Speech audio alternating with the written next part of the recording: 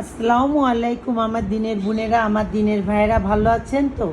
আলহামদুলিল্লাহ, আপনার বোন ভালো আছে। ফসল তুলে ঘরে উঠেছি।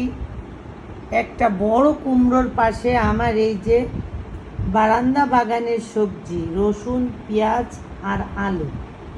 খোদারো দুনিয়া দেখিয়া শুনিয়া মনের আগুন দ্বিগুণ হলো জ্বলিয়া পুড়িয়া, কি হবে নালিশ করিয়া, হাই গো কি হবে বিচার চাহিয়া।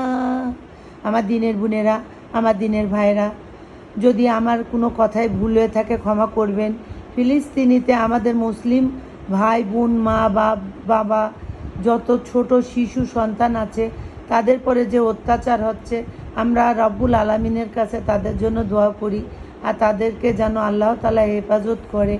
এই দোয়াটা আমরা সবাই মিলে যদি করি, তাই একজনের হাত না, একজনের হাত আল্লাহ নিশ্চয় কবুল করবে। আমরা সবাই মিলে তাদের জন্য দোয়া করি। আমরাও তো মুসলিম, যে মুসলমানদের যেভাবে মারতেছে, আল্লাহ যেন ওনাদেরকে বিচার করে।